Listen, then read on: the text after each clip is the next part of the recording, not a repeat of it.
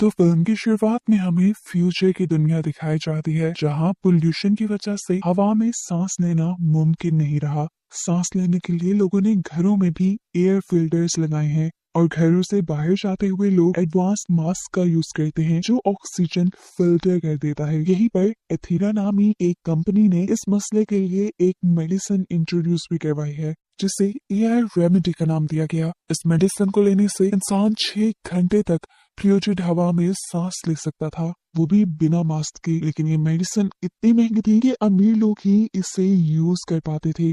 खैर, अब scene cut होकर एक खुफिया लैब के अंदर हमें सोलोमन को दिखाया जाता है। वो अथीरा के खिलाफ वीडियो बना रहा था और कह रहा था कि अथीरा ने जो एआई रेमेडी बनाई है उसे सिर्फ अमीर लोगों तक महदूद कर दिया है, और एक दिन आएगा जब सब उस मेडिसिन को लेने के लिए कुछ भी कर जाएंगे।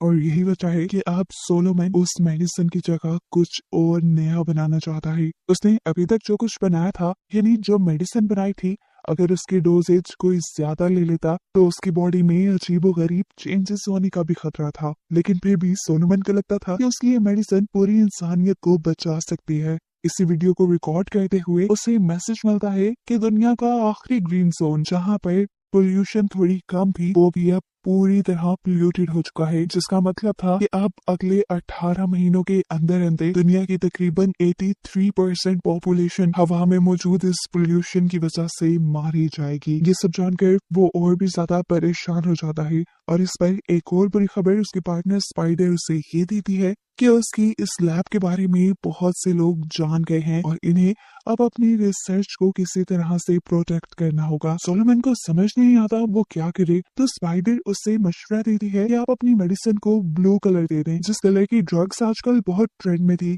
ऐसे में पुलिस अगर उनके डीलर्स को पकड़ती भी है तो उनकी मेडिसिन को टेस्ट नहीं किया जाएगा और उनका फॉर्मूला लीक नहीं होगा। फिर सीन कट होता है और हम इस मूवी की मेन कैरेक्टर एला को देखते हैं। एला एक मॉडल है और इस टाइम एथीरा की प्रमोशन के लिए ही काम कर रही है। पता चलता है कि एला की मॉम ही है जिनके साथ वो बहुत ज्यादा अटैच थी। एला इस टाइम भी अपनी मॉम का नेकलेस पकड़े हुए थी और उसने नेकलेस के अंदर एथीरा की एआई रेमेडी रखी हुई थी, जिसकी मदद से वो बगैर मास्क के इस दुनिया में सांस ले सकती थी। आज उसकी मॉम की डेथ एनिवर्सरी भी थी। अभी वो उन्हें याद ही कर रही थी कि उसे उसके बॉयफ्रेंड की कॉल आती है, जो उसे बताता है कि आज वो उससे मिल नहीं सकता क्योंकि वो बहुत बिजी है। एला आज उदास भी थी, इसीलिए वो अपनी बेस्ट फ्रेंड जीना को कॉल करती है उसके साथ टाइम स्पेंड करने के लिए। लेकिन देखने को मिलता है कि उसके फ्रेंड जीना ही उसे चीट कर रही थी उसके बॉयफ्रेंड के साथ मिलकर। यहाँ पर एला का बॉयफ्रेंड जीना से कहता है कि हमें एला को सब कुछ सच बता देना चाहिए, लेकिन जीना जवाब भी कहती है नहीं,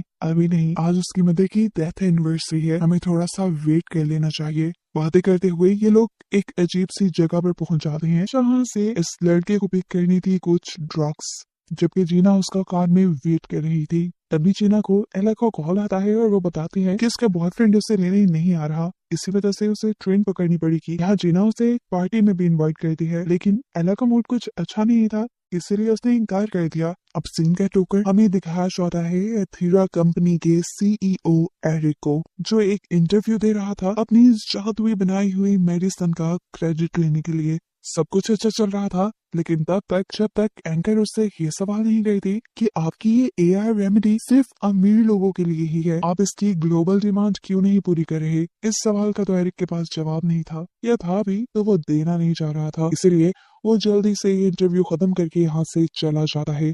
इधर दोबारा हम एला और जीना के बॉयफ्रेंड को देखते हैं, जो ड्रग डीलर के घर पे था, और इसी घर के अंदर तो सोलोमन और स्पाइडर की लैब भी थी। वो ड्रग चुराने के लिए डीलर के घर की तलाशी लेने लगता है, जहाँ उसे सोलोमन की लैब भी नजर आ गई। सोलोमन अपनी बनाई मेडिसिन लेकर रिलैक्स हो रहा था, जिसे देखकर उस लड़के को लगा कि ये कोई नई ड्रग है। सोलोमन जैसे ही उसे फ्रिज में रखकर जाता है तो ये लड़का उस ड्रग को चुरा लेता है।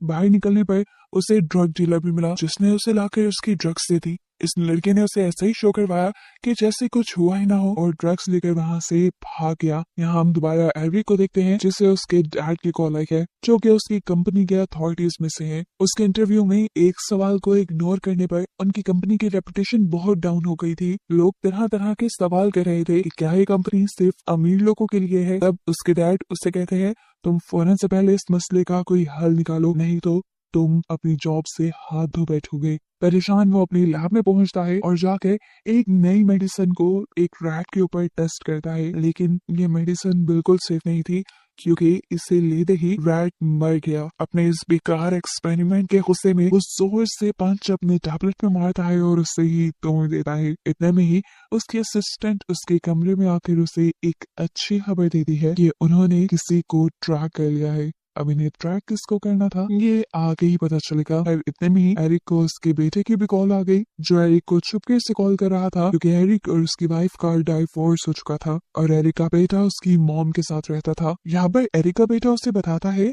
डैड आज मैंने वो गरीबों की मदद भी की, उन्हें पैसे देकर। ये सुनकर एरिक को उसे अप्रिशिएट करना चाहिए था, लेकिन एरिक उल्टा उसके ऊपर गुस्सा हो गया और बोला, गरीब लोगों से दूर रहा करो, ये पैरासाइट होते हैं, कोई औकात नहीं होती इनकी। खैर सीन कट होकर अब हम एला को देखते हैं, जो एक पुराना मैगजीन लेकर बैठी थी। मैगजीन के फ्रंट पे उसकी मॉडल मॉम की पिक्चर थी। मॉम की गोद में वो खुद ही थी।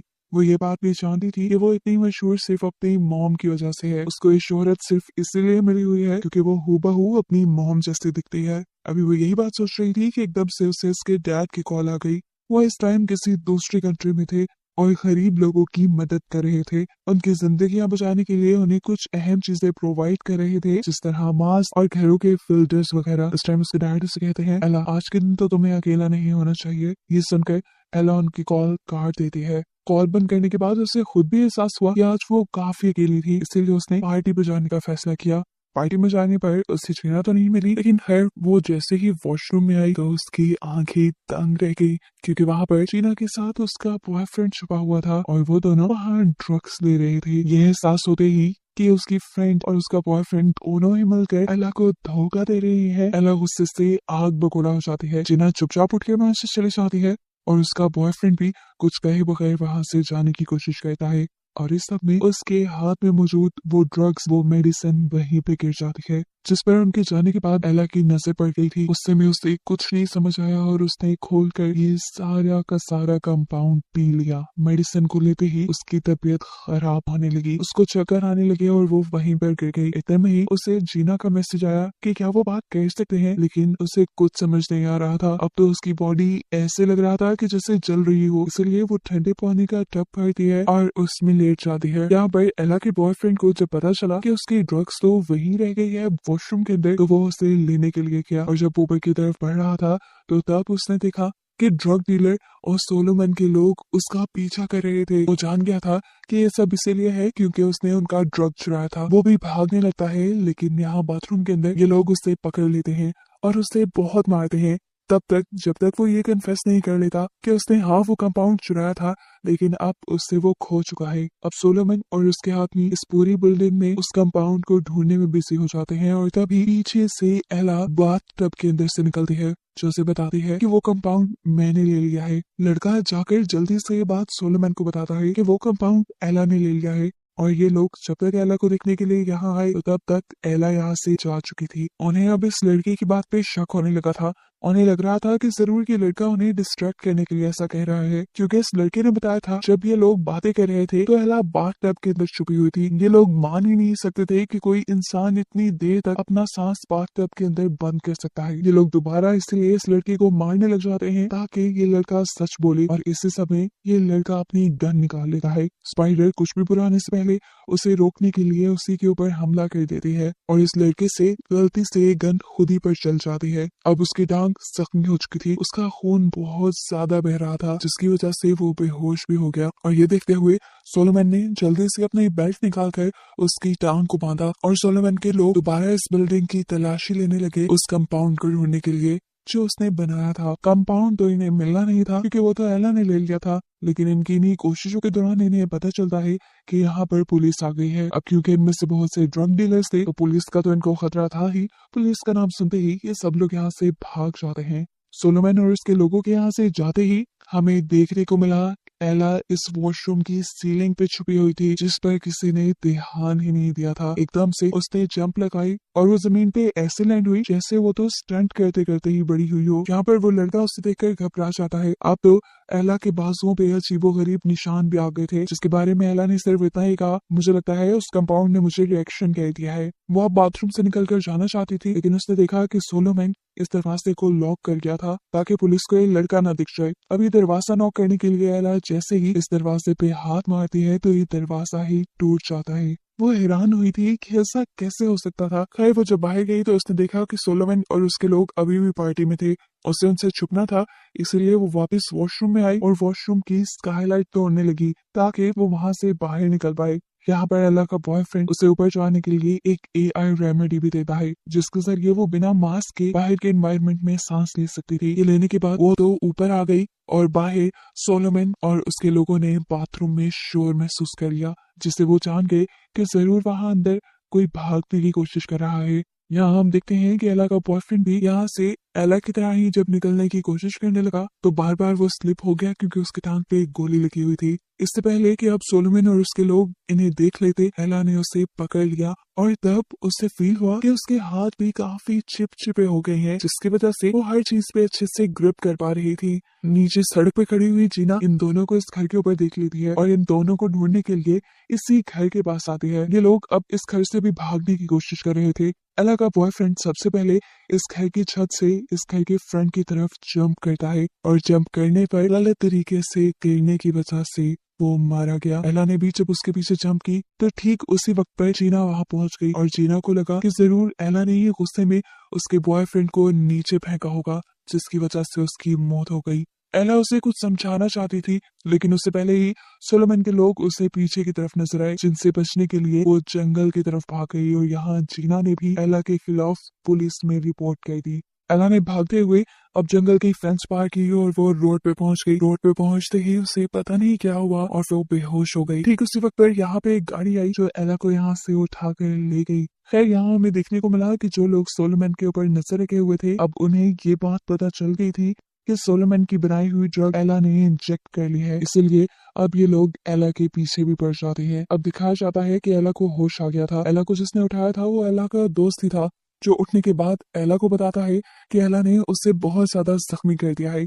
इस सुनकर एला परेशान हो जाती है और वॉशरूम में जाती है, जहाँ जाकर उसने देखा कि अब उसके जिस्म पे अजीबोगरीब निशान थे। उसके मुंह का रंग भी चेंज हो रहा था, यहाँ तक कि उसकी कोहनियों में से अजीबोगरीब नेल्स भी बाहर निकल रहे थे, जिन देखकर वो खुद भी डर गई और उसने यहीं से सीजर उठाकर इन चीजों को काट दिया। डरी सहमी वो जल्दी से कपड़े पहनकर हॉस्पिटल पहुंची और उसने नर्स को अपना चेहरा दिखाया और बताया कि कल से एक ड्रग लेने के बाद उसके मुंह के कलर अजीबोगरीब तरीके से चेंज हो रहे हैं। उसे देखकर नर्स भी परेशान हो गई और नर्स को लगा कि उसकी हालत बहुत ज्यादा क्रिटिकल है और उसे क्वारंटीन कर देना चाहिए। उसकी बात को सुनकर एला बुरी तरह डर गई और वहां से भागने लगी, जबकि नर्स ने उसे पकड़ने के लिए सिक्योरिटी तक को बुला लिया था। हॉस्पिटल से बाहर तो वो भाग नहीं सकती थी, ये वो बात जान लेती है, इसलिए वो क्वारंटीन हुए एक पेशेंट के रूम में जाती है और वहां जाकर अपने स्टिकी हैंड की मदद से सीलिंग के ऊपर चढ़ जाती है। यहाँ लेटी हुई पेशेंट उसे इस तरह कहते देखकर हैरान रह गई।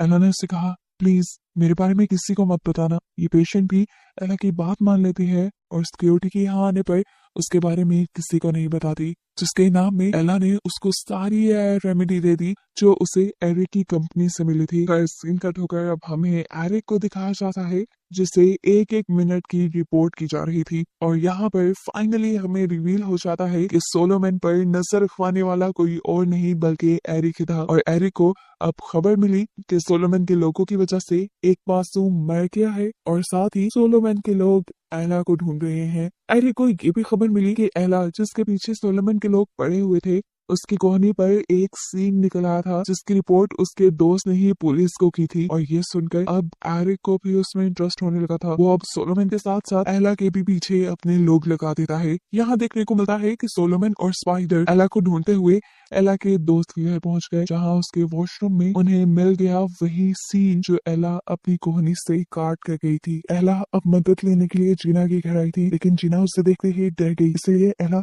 उससे जबरदस्ती पकड़ती है और उसे बताती है कि उसके साथ बहुत गलत हुआ है। उसने अपने बॉयफ्रेंड का मर्डर नहीं किया, बल्कि वो दोनों तो बच के ड्रग डीलर से भाग रहे थे जब गिर उसके बॉयफ्रेंड की मौत हो गई। ये बताने के बाद जीना अब उसे अपने घर में ले आती है, जहाँ एला देखती है कि अब उसकी बॉडी पर और भी ज्यादा निशान बन चुके थे और उसके मुंह का कलर नीला हो रहा था। यहाँ तक कि अब तो उसके नेल्स भी गिरकर टूट गए थे। ये सारी बात वो जीना को बताती है और साथ ये भी कि अब उससे बहुत ज्यादा मीट खाने की क्रेविंग होती है। वो जीना का फ्रिज खोलकर काफी सारा मीट खा लेती है और उसके बाद उसी का फोन लेकर अपने बॉयफ्रेंड के नंबर पर मैसेज करती है, क्योंकि वो जानती थी जरूर उसके बॉयफ्रेंड का मोबाइल उसी ग्रुप के पास होगा। वो उस ग्रुप से पूछती है कि आखिर तुम लोग मुझसे चाहते क्या हो, तुम लोग मेरे पीछे क्यों पड़े हुए हो। सोलोमन उससे मिलने की रिक्वेस्ट करता है, जिसके लिए एला मान भी चुकी थी। यहाँ हम एरिक को देखते हैं जो अपने मॉम और डैड से बात कर रहा था। इनकी कंपनी के पास इतने ज्यादा फंड्स नहीं थे कि ये लोग पूरी दुनिया के लिए एआई रेमेडी बनाए। इनको बहुत सारे कॉम्पिटिटर्स का भी सामना करना था और तब उसे डैड से कहते हैं कि जल्द से जल्द एक नया फॉर्मूला तैयार करो जो सबको हम प्रोवाइड कर सके, नहीं तो तुम्हें निकाल दिया जाएगा। अब एला को उनसे मिलने के लिए जाना था। जीना उसे कार में बिठाकर सोलोमन की बताई जगह पर लेकर जाती है, जहाँ पर सोलोमन उससे बात करता है, लेकिन ये तो सिर्फ डिस्ट्रैक्शन थी। सोलोमन की बात करने के दौरान ही पीछे से स्पाइडर ने आकर एला को किडनैप कर लिया, जो देखकर जीना शॉक रह गई और समझ गई कि जरूर यहीं पर कुछ गड़बड़ है। वो एली के फोन को ट्रैकिंग पे लगा देती है जो अभी तक सोलोमन के पास था, यदि वो सोलोमन को ट्रैक करते हुए पुलिस को कॉल कर चुकी थी। यहाँ हमें देखने को मिला कि इन्होंने एला को बांध के रखा हुआ था। एला को जब होश आया तो वो अपने हाथों में निकले हुए नए नाखूनों की मदद से अपने आप को छुड़वा लेती है और फौरन वहाँ काउंटर पे पड़ा हुआ बहुत सारा गोश्त खा लेती है, वो भी बिना पकाए। कमरे में शोर सुनते हुए सोलोमन और स्पाइडर दोनों यहाँ आते हैं। वो यहाँ एला से बात करना चाहते थे, लेकिन एला को उनके ऊपर ट्रस्ट नहीं था। वो इन दोनों के ऊपर अपना एसिड स्प्रिट करती है और यहाँ से भागने की कोशिश करती है, लेकिन तभी सोलोमन उसे पकड़ लेता है। इससे पहले कि वो एला से कुछ बात कर पाते, उन्हें बाहर पुलिस के आने का भी पता चल गया। ये सुनते हुए सोलोमन ने अपना बनाया हुआ आखिरी कंपाउंड स्पाइडर को दिया और उससे यहाँ से भगा दिया। इससे पहले कि वो भी एला को लेकर यहाँ से भाग जाता, पुलिस एला को आकर अरेस्ट कर लेती है, क्योंकि उसके ऊपर उसके बॉयफ्रेंड के मर्डर का और उसके दोस्त के ऊपर हमला करने का इल्जाम था। यहाँ पर पुलिस ने सोलोमैन को भी पकड़ लिया, क्योंकि पुलिस को लग रहा था कि वो एला का लीडर है और वही एला से ये सब करवा रहा है। अब इन दोनों को ले आया जाता है पुलिस स्टेशन। यहाँ कैद में एला ने नोटिस किया कि उसके कान में भी बहुत दर्द हो रहा था। उसने जब कान पे हाथ रखा तो उसका कान ही उसके हाथ में आ गया। ये देखकर वो पूरी तरह डर गई, जबकि हमें दिखाया गया कि उसकी कान की जगह एक अजीब सी चीज उसकी कान की तरफ निकल आई थी। अब इन चीजों को सबसे छुपाने के लिए एला हुडी पहन लेती है, जबकि यहाँ उसके साथ वाले प्रिजन में खड़ा हुआ सोलोमन उसे बताता है कि तुमने मुझे गलत समझा, मैं एक साइंटिस्ट हूँ। पहले मैं थीरा कंपनी में काम करता था। एआई रेमेडी को भी मैंने ही बनाया था, लेकिन फिर कंपनी वालों ने एआई रेमेडी को सिर्फ अमीरों के लिए इंट्रोड्यूस करवाया और अब मैं एआई रेमेडी का एक ऐसा ऑल्टरनेटिव बनाने की कोशिश कर रहा हूँ जो सभी इंसानों के लिए अवेलेबल हो। अब वो एला को उसकी पी गई मेडिसिन के बारे में ही बताने वाला था, लेकिन तभी उसे एक पुलिस ऑफिसर ने आकर बताया कि उन दोनों के किसी ने बेल करवा ली है और ये कोई नहीं बल्कि एरिक। अब एरिक एला को लेकर अपनी रिसर्च फैसिलिटी जा चुका था, जहाँ पर वो एला के कुछ टेस्ट करता है और उन्हें पता चलता है कि एला का डीएनए पूरी तरह म्यूटेट हो चुका है, जिसकी वजह से वो अब एक इंसान नहीं रही। खैर, अब एरिक अपने बेसमेंट में जाता है, जहाँ पर एरिक के लोग सोलोमन को टॉर्चर कर रहे थे। यहाँ पर एरिक आकर उससे धमकी देता है कि अगर तुमने दोबारा हमारी कंपनी के लिए काम करना शुरू नहीं किया तो तुम जानते तो हो तुम्हारे ऊपर क्या क्या इल्जाम है। 1 मिनट नहीं लगेगा तुम्हें जेल जाकर फांसी पे पहुंचाते हुए। सोलोमन को किसी चीज का डर नहीं था। वो अभी भी एरिक की मदद करने से इनकार कर देता है और कहता है मैं सिर्फ एक ऐसे ही मेडिसिन बनाना चाहता हूँ जो सिर्फ अमीरों को नहीं बल्कि हर इंसान को मिले। जो बात सुनते ही एरिक को गुस्सा आ गया। एरिक को लगता था कि गरीब लोग किसी काम के नहीं होते, उन्होंने ही इस एनवायरनमेंट को नुकसान पहुंचाया है और अब उन्हें यहाँ पे सरवाइव करने का भी कोई हक नहीं। ये सब कहकर एरिक वापिस ऊपर चला गया, जहाँ अभी अभी एला को होश आया था। इस मर्तबा होश आने पर एला ने देखा कि उसका मुंह भी काफी हद तक म्यूटेट हो चुका है, काफी चेंज हो गया है उसका मुंह। यहाँ एरिक आकर उससे बताता है कि तुम्हारी बॉडी में बहुत सारे चेंजेस हुए हैं। पहले तो तुम अब इंसान नहीं रही, तुम्हारे अंदर जो नई पावर्स आई हैं वो किसी भी दूसरे इंसान के लिए ब्लेसिंग है। तुम प्लूटेड हवा में सांस ले सकते हो और तुम्हारी बॉडी के अंदर एक ऐसा एंजाइम बन रहा है जो और एआई रेमेडी बनाने के लिए काम आ सकता है। वो यहाँ एला से कहता है तुम अपने डैड को कॉल करो, हमें तुम्हारे छोटे मोटे टेस्ट करने होंगे और सैंपल्स लेने होंगे जिसकी मदद से हम बाकी इंसानों के लिए एआई रेमेडी बना सकें। और इसमें तुम्हारे फादर की जरूरत होगी। लेकिन एला अपने फादर का पता देने से मान जाती है, जिस पर एरिक को गुस्सा आ जाता है, क्योंकि या तो एला के ब्लड से और या सोलोमन की मदद से ही वो और ज्यादा एआई रेमेडी बना सकता था। लेकिन सोलोमन भी उसकी मदद करने को तैयार नहीं था, क्योंकि अब सोलोमन अपना क्रेडिट किसी और को नहीं देना चाहता। पहले भी एआई रेमेडी सोलोमन ने ही बनाई थी, जिसका क्रेडिट एरिक ने लेकर एरिक ने उसे सिर्फ अमीर लोगों के लिए इंट्रोड्यूस करवाया। फिर यहाँ पर अब एरिक एक नई स्ट्रेटेजी एला के साथ खेलता है। वो एला को कहता है, अच्छा ठीक है, तुम हमें परमिशन दो कि हम तुम्हारे ऊपर कुछ एक्सपेरिमेंट कर सके। इसके बदले मैं वादा करता हूँ कि मैं तुम्हें पहले की तरह एक नॉर्मल इंसान बना दूंगा। एला उसके इस ऑफर को मान जाती है और ये लोग कॉन्ट्रैक्ट भी साइन कर लेते हैं, जिसके बाद एला को दोबारा बेहोशियत किया जाता है। अगली मर्तबा एला को जब होश तो उसके अंदर एक नई पावर आ चुकी थी। उसके जो नए कान थे वो अब 4 कमरे दूर बैठे हुए इंसानों की भी आवाजें सुन पा रहे थे।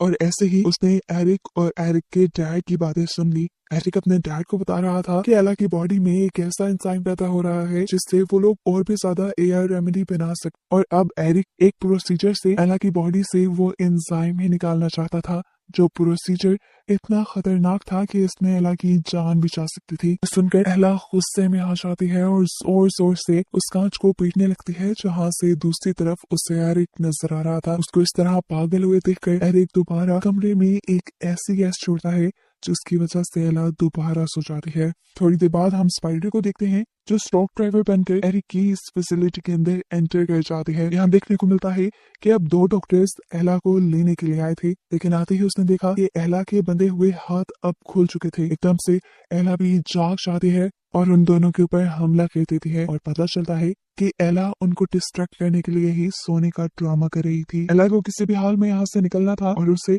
सोलोमन को भी यहाँ से लेकर जाना था, क्योंकि वो जानती थी कि अब उसे सोलोमन ठीक कर सकता है और सोलोमन के इरादे अच्छे हैं। वो एक डॉक्टर को घसीटते हुए उसके फिंगरप्रिंट की मदद से यहाँ का डोर खोलती है और यहाँ से बाहर निकल जाती है, जबकि ये सब कुछ गार्ड भी सीसीटीवी कैमरा में देख लेते हैं। इससे पहले कि गार्ड्स अलार्म बजाते एला तेजी से बेसमेंट में भी आ गई, जहाँ पर उसे गार्ड के होने का पता चला। गार्ड से बचने के लिए वो इस मर्तबा भी छत पे छुप गई और गार्ड जैसे ही उसके पास आया तो उसने अपने मुंह से एसिड उसके मुंह पर फेंक दिया।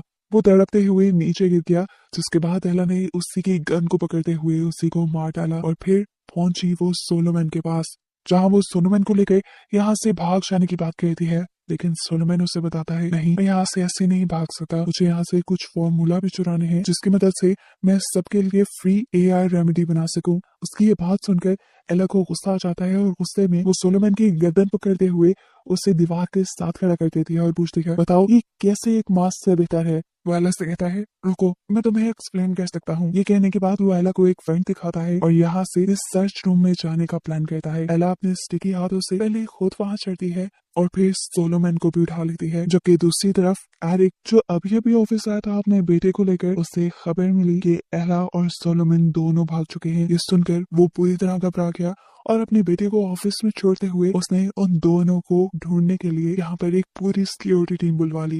इससे पहले कि ये लोग एला और सोलोमन को ढूंढते, स्पाइडर फैसिलिटी के अंदर एक बॉम्ब इंस्टॉल करके इन लोगों को धमकाती है कि अगर उन्होंने एला और सोलोमन को नहीं छोड़ा तो 9 मिनट के अंदर अंदर ये पूरी फैसिलिटी तबाह हो जाएगी। ये सुनकर सभी घबरा गए थे। एरिक की असिस्टेंट उसे कहती है कि हमें जल्द से जल्द इस फैसिलिटी से बाहर निकल जाना चाहिए, लेकिन एरिक का ख्याल था कि जो कोई भी है वो सिर्फ उन्हें धमका रहा है, उन्हें डिस्ट्रैक्ट कर रहा है। यहाँ इस फैसिलिटी में कोई बम नहीं। इधर दूसरी तरफ एला और सोलोमन अब रिसर्च सेंटर पहुंच चुके थे, जहाँ होलोग्राम की मदद से सोलोमन एला को ये एक्सप्लेन करता है कि किस तरह उसकी बनाई गई मेडिसिन मास्क से ज्यादा अच्छे तरीके से काम करती है। सोलोमन ने बताना शुरू किया कि इस पोल्यूशन की वजह से दुनिया के सभी इंसेक्ट तकरीबन मारे गए, सिवाय कुछ के, जिनमें से थी ये ड्रैगन फ्लाइज, जो सिर्फ अफ्रीका में पाई जाती हैं। उन्हीं की बॉडी के एंजाइम के जरिए ये एआई रेमेडी बनाई जाती है, जिसकी वजह से इंसान पोल्यूशन के अंदर भी सांस ले सकता है। और क्योंकि एला ने उसकी बनाई हुई कंपाउंड की ओवरडोज ले ली थी, इसी वजह से एला खुद अब पूरी तरह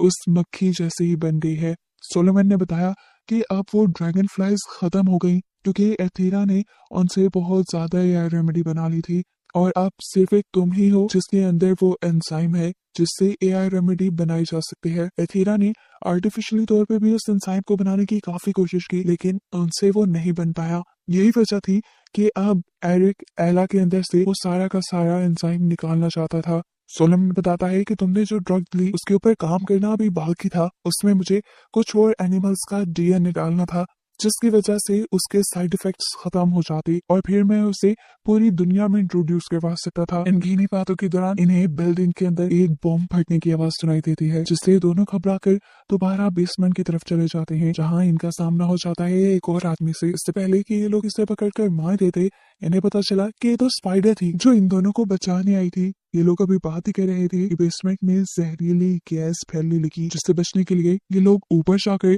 एक वॉशरूम में छुप गए, जहाँ पर एरिक का बेटा भी डर कर छुपा हुआ था। यहाँ पर एला उसे कंफर्टेबल करने की कोशिश करती है और वो बच्चा एला के साथ कंफर्टेबल हो भी जाता है। अब ये चारों के चारों दोबारा अपनी जान बचाने के लिए इस वॉशरूम की तरफ से भागते हैं, लेकिन इनका यहाँ से भागना इन्हीं के ऊपर भारी पड़ चुका था, क्योंकि अब सामने से इनका रास्ता रोक लिया था एरिक ने। सोलोमन और स्पाइडर एक दूसरी जगह से यहाँ से भाग निकले, लेकिन अब एला उसके सामने आ चुकी थी। एला उससे के बेटे को अपने लिए शील्ड बनाते हुए उससे कहती है कि अगर तुमने मारा तो तुम्हारा बेटा भी मर जाएगा। उसने अपने हाथ में निकला हुआ सीन एरिक के बेटे के गर्दन पे रखा हुआ था, लेकिन एरिक को इससे भी कोई फर्क नहीं पड़ा और एरिक ने एला को शूट कर दिया। ये देखते हुए एरिक का बेटा ही उसे कुछ कहने लग जाता है और एरिक को डिस्ट्रैक्ट हुआ देखकर जख्मी एला एक बड़ी सी जंप लगाकर सोलोमन और स्पाइडर के पास एलिवेटर में चली जाती है, जहां अब लिफ्ट की जरिए ये लोग गैराज में पहुंच चुके थे। गैराज से वैन लेते ही ये लोग इस तरह भागे कि कोई ने पकड़ ना पाए। अब कंपनी के गार्ड्स ने पीछे से उनकी कार के ऊपर हमला करना शुरू कर दिया था, लेकिन ठीक वक्त पर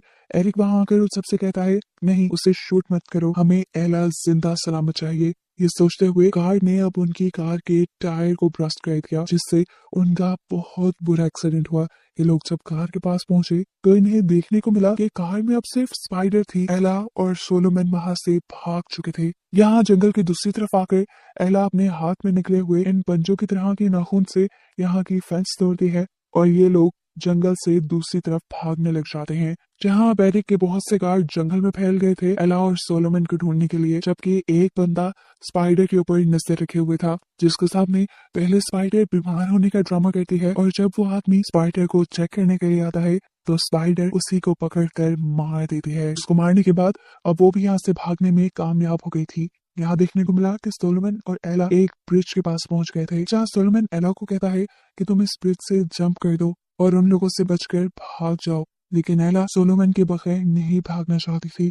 तब सोलोमन उसे अपना बाजू दिखाता है, जो भी थोड़ा सा म्यूटेट हुआ था। सोलोमन ने उसे बताया कि जो कंपाउंड एला ने पूरा पी लिया था, उसने वो कंपाउंड थोड़ा सा पिया था, क्योंकि उसमें अपने आप पर एक्सपेरिमेंट की हिम्मत नहीं थी। अब उसे ये तो पता था कि इतनी सी दवाई लेने से वो पूरा का पूरा म्यूटेट तो नहीं होगा, लेकिन इस बात की श्योरिटी नहीं थी कि वो जिंदा बच भी पाएगा कि नहीं। यहाँ पर सोलोमन अपने कंपाउंड का आखिरी सैंपल एला के हाथ में देता है और उससे कहता है कि इसके अंदर लेजर एंजाइम बनाकर इसको कंप्लीट कर देना और फिर पूरी दुनिया को ये देना। एला भी यहाँ से जंप करने से पहले सोलोमन को अपना लॉकेट देती है और जंप कर देती है। उसके जंप करते ही यहाँ पर एरिक के गार्ड्स आ गए थे, जो सोलोमन को यहाँ से पकड़ कर ले जाते हैं, जिसके बाद हमें देखने को मिलता है कि स्पाइडर पूरे शहर के टीवी चैनल्स और कंप्यूटर को हैक करके सबको एक मैसेज देती है कि लोग अब नहीं मरेंगे, लोगों के पास जिंदा रहने की एक उम्मीद है। उन्होंने एक मेडिसिन बनाई है जो दुनिया के हर इंसान को मिलेगी, लेकिन बस उनको थोड़ा सा इंतजार करना होगा। जबकि अब दूसरी तरफ मूवी के पोस्ट क्रेडिट सीन में हम दोबारा एला को देखते हैं। इस मर्तबा होश आने पर एला की बॉडी पर विंग्स भी आ चुके थे, बिल्कुल एक ड्रैगन फ्लाई की तरह। उसके पास इस टाइम एक मिशन था इस दुनिया को बचाने का। उसे अपने कंपाउंड में क्लोजर एंजाइम मिलाना था, जिसकी तलाश में वो निकल जाती है और यहाँ मालूम होता है कि वो एंजाइम किसी और की बॉडी में नहीं बल्कि एरिक की असिस्टेंट एंजेलिना की बॉडी में ही बन रहा था। और ये बता के कहानी इस सवाल के साथ खत्म हो जाती है कि क्या एला अपना मिशन पूरा करके इस दुनिया को बचा भी पाएगी या नहीं।